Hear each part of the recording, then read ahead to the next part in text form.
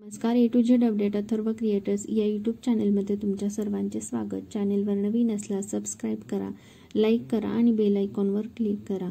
आज आपण मुख्यमंत्री लाडकी बहीण योजना या संदर्भात एक आनंदाची बातमी पाहणार आहोत की दुसऱ्या हप्त्याची तारीख जाहीर झालेली आहे। ज्या महिलांना पहिल्या टप्प्यामध्ये पैसे मिळालेले नाहीयेत तर त्यांना दुसऱ्या टप्प्यामध्ये पैसे मिळणार आहेत। तर त्याची तारीख काय आहे त्या संदर्भात आपण संपूर्ण माहिती पाहणार आहोत। मुख्यमंत्री लाडकी बहीण योजना राज्य सरकारने सुरू केली आहे। राज्य सरकारकडून योजनेद्वारे महाराष्ट्रातील पात्र महिलांना दरमहा 1,500 रुपये दिले जाणार आहेत। योजनेनुसार आतापर्यंत महाराष्ट्र सरकारने जुलै आणि ऑगस्ट महिन्यांचे मिळून 3,000 रुपये दिले आहेत। ऑगस्टमध्ये ज्या महिलांनी अर्ज भरले आहेत त्यांना 31 ऑगस्टला योजनेचे पैसे दिले जाणार आहेत। या संदर्भात कार्यक्रम नागपूरमध्ये पार पडणार आहे। या पार्श्वभूमीवर महाराष्ट्र सरकारने मुख्यमंत्री माझी लाडकी बहीण योजनेत सुधारणा करण्यासह व्याप्ती वाढविण्याचा निर्णय घेतला आहे। या संदर्भात शासन निर्णय जारी करण्यात आलेला आहे। म्हणजे ज्या महिलांनी ऑगस्टमध्ये फॉर्म भरलेले आहेत त्यांना 31 ऑगस्ट पर्यंत पैसे मिळणार आहेत।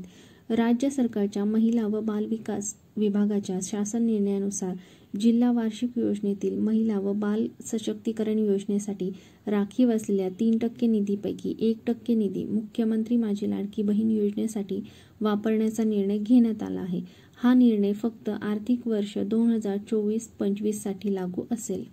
तर ऑगस्टमध्ये अर्ज करणाऱ्यांना पैसे कधी मिळणार तर महाराष्ट्रात जुलै महिन्यात अर्ज केलेल्या 1,08,00,000 पात्र महिलांना जुलै आणि ऑगस्ट महिन्याचे मिळून 3,000 रुपये देण्यात आले आहेत। ऑगस्टमध्ये अर्ज केलेल्या 45 ते 50 लाख महिलांना 31 ऑगस्टला 3,000 रुपये दिले जाणार आहे। याबाबतचा राज्यस्तरीय कार्यक्रम नागपूरमध्ये पार पडणार असल्याचं माहिती बालविकास मंत्री अदिती तटकरे यांनी दिलेली आहे। तर महिलांना 31 ऑगस्टला 3,000 रुपये दिले जाणार आहेत।